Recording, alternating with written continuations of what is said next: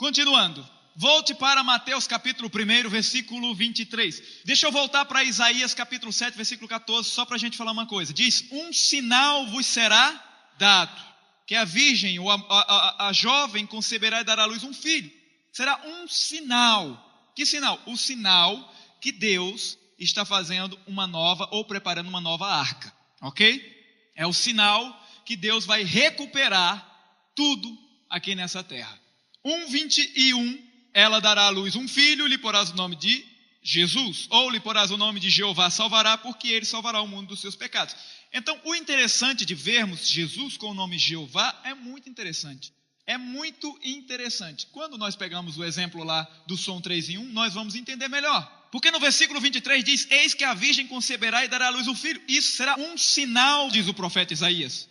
E ele será chamado pelo nome de Emanuel, que quer dizer Deus conosco. Isso foi a tradução que alguém colocou. Mas ele só falou o nome Emanuel. E Emanuel nós vamos traduzir da Deus dentro do homem. Então, quando nós olhamos essa tradução, Deus dentro do homem, nós vamos entender uma coisa. Nós vamos entender a arca da aliança sendo refeita na pessoa de Jesus. Deus veio dentro da arca para preservar a vida do povo ao sangue aspergido em meio da cruz. Quando nós olhamos para Jesus, e o seu próprio nome já é Jeová, quando nós olhamos para Jesus e vemos Deus Emanuel, muitas pessoas não têm problema de dizer que é Deus Emanuel, muitas pessoas não têm problema de dizer que é Deus em carne, muitas pessoas não têm problema nenhum. Mas o que eu vou falar para você é a mesma coisa com outras palavras e muitos se chocam. Quando a Bíblia está dizendo que é Deus dentro do barro, está dizendo a mesma coisa, meu querido. Ele vai ser betumado por dentro para receber o Espírito Santo, para receber a presença, a vida de Deus. Ele vai ser betumado por fora. O Espírito do Senhor está sobre mim, pois ele me ungiu. Então ele vai ser uma arca. A Bíblia diz que quando ele nasceu, ele tabernaculou. Ele é o próprio tabernáculo. Quando nós olhamos para isso, ele é a palavra, ele é o tudo. As pessoas não entendem por que foi necessário vir a arca Jesus. Jesus é a arca para preservar a vida de todos os seres humanos. Nele se encontra a vida. Mas para que a arca preserve a vida de todos os seres humanos, ela precisa estar em meio à cruz e com sangue. Por isso que Deus deu todos aqueles princípios. Por isso que nós estamos estudando desde o princípio o primeiro nome, arca. Porque Deus mostrou que no meio da morte, no meio em que todos vão perecer, vai haver a cruz, a aspersão de sangue, mas a vida está no meio da cruz. Quando diz ele é Deus ou Deus Emanuel, Deus dentro do barro, quer dizer desse jeito. O seu corpo é a madeira da acácia. Deus vai estar dentro dele. E para preservar a vida, um dia ele terá de estar na cruz. Um dia terá de ter sangue sobre ele. Quando nós olhamos versículo 23, eu vou fazer a afirmação. No Isaías 9:6 vai explicar o versículo 23. Abra lá Isaías. Isaías 9:6. É óbvio. Mas assim, a gente é religioso para aceitar um negócio desse. Quão religioso eu sou, eu falo todo dia isso. Eu odeio religiosidade. Todos os dias eu digo, meu Deus do céu, por que eu sou religioso nisso? Eu encontro em mim. Aquele que diz, eu não sou religioso, é o pior que tem. O T.L. Osborne, que é um grande pregador, que eu gosto muito dele pregando, fala desse jeito, religião fede. Tem gente que misericórdia. Precisa de um perfume francês. Versículo 9 diz desse jeito, porque um menino nos nasceu. Lembra que o capítulo 7 vem antes do capítulo 9?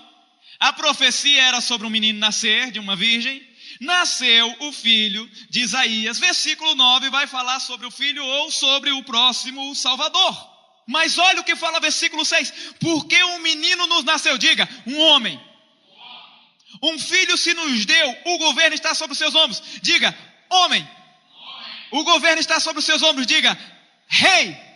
Leão.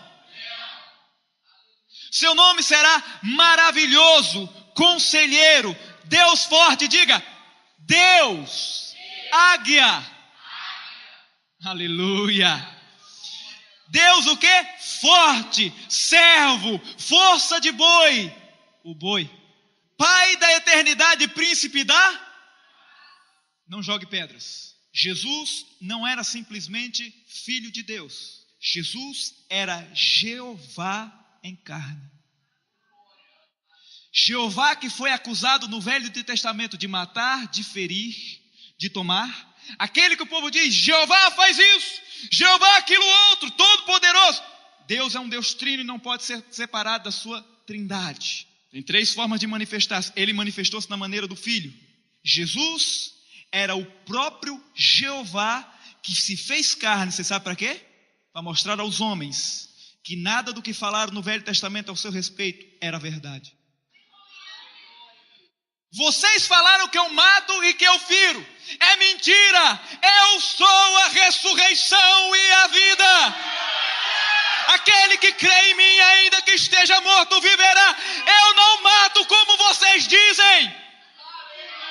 Quem é ele? O nome dele é Jeová salvará. Ele é o próprio Jeová em carne, querido.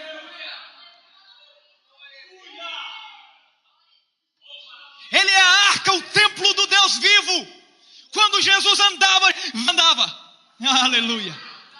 Assim como Jeová veio dentro da caixa da madeira de acácia, o rebento de Jessé veio da raiz da terra, corpo humano com Deus dentro. Hebreus fala, Deus falou através de vários profetas. Deus falou pelos filhos, aos seus filhos através de vários profetas. Mas nos últimos dias, Ele falou através do seu Filho amado, o qual é o resplendor do seu ser.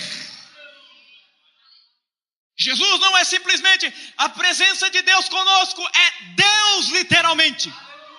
Ah, mas se Ele era Deus literalmente, é por isso que Ele fazia os milagres? Não. Aí você diz, deu um nó de novo. Deixa eu te falar uma coisa. Ele fala em João 8:58, antes que Abraão existisse, eu sou. Ele está falando, eu sou Jeová. Vamos entender algo aqui. O Velho Testamento, lembra? Vamos recapitular. O povo ficou só ouvindo como Deus era. Ficou ouvindo e perdendo o que Deus era. Não foi assim? Quando nós vamos aprendendo isso, nós lemos João 1:18. Alguém abre João 1:18, por favor. Olha o que está escrito lá. Ninguém jamais viu a Deus. Moisés conversou face a face comigo, Deus está dizendo, mas ele não me viu. Enoque foi trasladado, mas ele não ficou perto de mim. Nenhum homem entrou no céu antes de Jesus. Jesus saiu do céu com uma palavra, não tinha corpo humano. Mas em um corpo tu me criaste ou me fizeste aqui na terra, diz a palavra. Ele saiu com uma palavra. No Velho Testamento, o homem mais puro ou mais santo, eles representavam uma fagulha do que era Deus. O homem que teve mais intimidade, Moisés, viu as costas e os pés de Deus. Por isso que Jesus fala, João fala no capítulo 1, versículo 18, ninguém jamais viu a Deus. Jamais. Aí diz o contexto, diz a sequência. Mas o Filho unigênito, este o fez revelar. Nova versão internacional, o Deus unigênito, esse o fez revelar, ou conhecido. Textos originais, o Filho unigênito trouxe o que estava oculto, aquilo que ninguém viu, oculto, no meio da escuridão, ele haja luz, trouxe iluminação para o que estava escuro. Deus não era visto por causa do pecado, por causa da escuridão, por causa da separação. Quando Jesus veio, ele disse, quem vê a mim, vê o Pai. A arca foi feita para preservar a vida, Jesus veio para preservar a vida. E alguém pode dizer, e Jeová foi à cruz? Sim, foi. Abre Isaías 43, versículo 10. O que você está pregando é muito doido. Não importa se é doido ou se não é Bíblia. É loucura para o mundo. É doido mesmo. Alguém chegou para mim e disse, Jânio, você é o cara mais doido que eu já conheci. Eu falei desse jeito. Sempre alguém que faz as coisas de Deus para o mundo é doido. A pessoa não estava entendendo, eu estava dizendo, você está muito mundano. Quando mais doido pela palavra, ou segundo o que fala a palavra, e alguém repara que você é doido, é porque aquela pessoa não está num nível de loucura como você. Então está um pouco nível de palavra baixa. Já te chamaram de doido? Quem chamou de doido? É porque ainda não alcançou o nível de loucura que você alcançou. A loucura em Deus, a sabedoria. Eu não estou falando aquela loucura de ser estranho, esquisito, como alguns profetas têm pregado, não. Eu tenho que ser estranho, eu tenho que ter a barba assim, eu tenho que andar desse jeito. Fala comigo, não me toca, eu não fui para o meu pai. Eu gosto de pegar isso e dizer desse jeito, seja humilde, rapaz. Tem pessoas que porque agora começou a ser pastor, pregador, famoso, isso, aquilo, outro, aí começa a se vestir de uma maneira estranha, umas cores diferentes, aí ele começa a andar desse jeito, alguém vai falar com ele, você olha para ele e diz, não dá para falar com ele não, ele é muito especial. Com medo do cara. Jesus era a pessoa que mais refletia e não trazia medo a ninguém. Amém? Depois a gente vai encaixar isso aí na pregação. Em nome de Jesus. Isaías 43:10. Eu tenho nojo disso. Abre um parênteses aí, deixa que eu falei. Eu tenho nojo disso. Eu vou falar odeio. Eu tenho raiva, eu tenho asco de ministro que não pode ser alcançado pelas ovelhas. De ministro que não pode ser alcançado pelas pessoas que estão lhe ouvindo. Ministro quer dizer ser servo do povo. Jesus era tanto divino quanto servo. Era tanto rei quanto servo. Eu disse, Senhor, no dia em que o povo não conseguir mais falar comigo, no dia em que eu puder mais servir o povo, Senhor, pode me levar, que eu parei de ser um ministro. Ministro de Deus é quem serve. Agora, o serviço te faz ficar sempre acima. Sempre acima. Quanto mais você serve, mais você será servido, mais você será... Jesus falou isso. Amém? Tem pastor tem pastor famoso, tem pregador famoso, que o pessoal diz, vamos conhecer, eu digo, não quero. Porque você é melhor que ele? Não, mas eu não quero. Porque, vou dizer pessoas, ok? Porque eu lembro de uma história que um profeta Herênio, um amigo meu, fala, que quem anda com cachorro com pulga, pega pulga. Desculpe usar essa expressão, mas as mazelas, as coisas ruins que as pessoas têm, eu não quero. Então tem gente que são bênçãos aquilo outro, mas está cheio de pulga. Eu não quero pulga. Se tem alguém desse jeito, meu filho, respeite a unção. Mas uma coisa, fique longe. Amém? Em nome de Jesus. Fecha o parênteses, cheguei. Voltei. O caldo é grosso, né? Versículo 10. 43:10 de Isaías. Vós sois as minhas testemunhas, diz o meu servo a quem escolhi, para que o saibais e me creais e entendais que sou eu. O meu servo sou eu. Jeová está dizendo que o servo dele, Jesus, é ele mesmo. Continuando.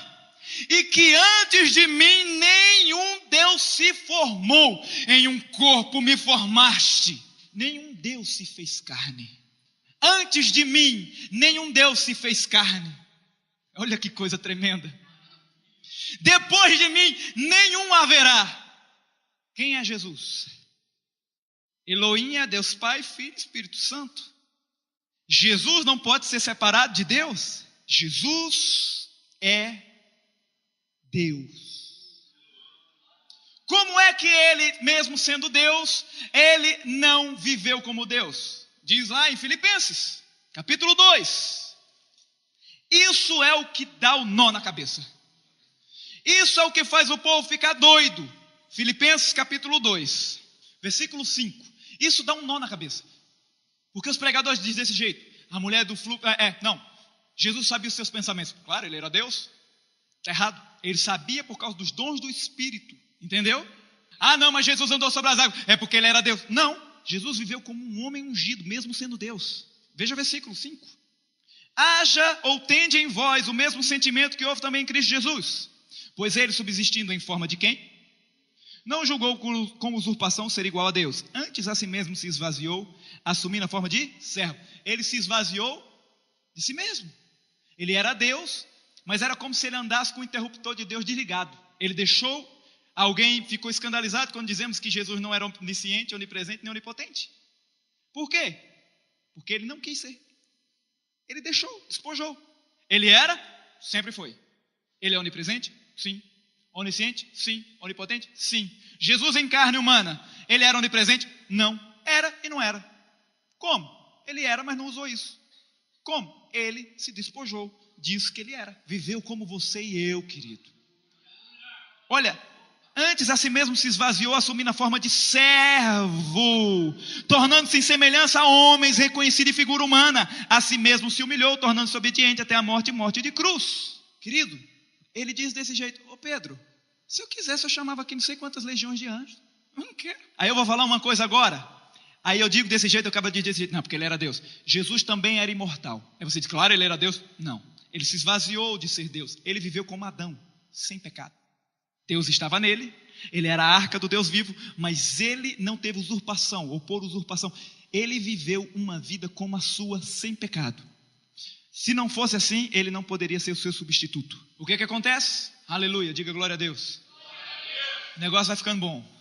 Aleluia. Jesus era imortal, porque ele diz na sua palavra desse jeito: ninguém tira a minha vida, eu mesmo a dou, porque eu tenho poder para trazer ela de volta. Tentaram matar ele, tentaram jogar ele lá em Nazaré, ele falou, a Bíblia diz desse jeito, mas não era chegada a sua hora, não conseguiram. Se eu quiser, chamaria legiões de... mas não quis. Por quê? Ele se humilhou, ele se entregou à morte de cruz. Amém? Aleluia. Quando nós entendemos que Jesus se esvaziou de quem ele era para ser o que nós somos, eu vou te dar um exemplo que eu gosto sempre de dar. Jesus, diga, ele é Deus. Diga, ele é Jeová. Ele é o Espírito Santo. Diga, os três são um. Não há como dividir um som 3 em 1. Ele é como isso, é igual a isso. Mesmo que você leve o toca-fitas para um lado, os fios estão juntos. Lembra quando a gente dividia a parte de cima do vinil? Os fios ficavam juntos, porque o som era produzido pelas mesmas caixas. Assim é o nosso Deus. Mesmo Jesus aqui na terra, Deus permanecia no céu. Por quê? Porque Deus é trino. Ele também era onipresente. Ele se desfez de sua onipresença em Jesus, mas ele continuava no céu. E aí você diz, como ele pode estar em Jesus e no céu ao mesmo tempo? Aí é uma coisa que você tem que perguntar a ele. Jesus é Deus. Mesmo sendo Deus, ele veio e foi batizado. Batizar quer dizer imergir, baptiza. Vem da palavra que quer dizer batizar, imergir. Era usado pelos gregos em forma de colocar panos sem cores para tingir em águas coloridas. Era tingir panos, então imergia-se o pano, um tecido, e ele saía com outra cor. Jesus, ele foi imergido, Deus foi imergido num corpo de homem. Ele foi batizado num corpo humano. Mesmo ele sendo Deus, mesmo ele pensando como Deus, mesmo ele vivendo como Deus, ele era a palavra tabernaculou, foi imergida, entrou num corpo humano. Mesmo sendo Deus, ele passou a cheirar como homem, ele passou a andar como homem, ele passou a suar como homem, ele passou a cansar como um homem, ele passou a viver como um homem, mesmo sendo Deus. A sua natureza e vocação era de ser Deus, mas por escolha ele tornou-se homem, por escolha ele tornou-se carnal.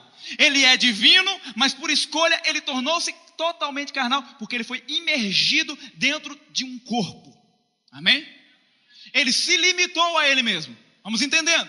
Viveu aqui na terra, viveu como homem, viveu como nenhum homem viveu nessa terra. Ele era homem, mas o Flávio Joséfo, o grande historiador dos hebreus, diz que aquele que não acreditasse nele, qualquer um que não acreditasse nele, mas conseguisse olhar para os seus olhos, saberia que ele era diferente de todos os homens. Diz que o seu olhar era diferente. Diz que quando ele passava e alguém mirasse o olho no olho dele, não tinha como dizer, eu posso não acreditar nele, mas ele tem algo dentro dele. Tem uma coisa nele que eu não consigo nem olhar muito para ele. Ele assumiu a forma de servo. Ele vivia no meio do deserto. O deserto foi colocado o tabernáculo de Moisés. De tempos em tempos eles se mudavam e levavam o tabernáculo, a presença de Deus, para um lugar. Jesus era o tabernáculo de Deus. De momentos em momentos, porque o tabernáculo era uma tenda móvel, pois o povo era seminômade. Então Jesus era o tabernáculo móvel.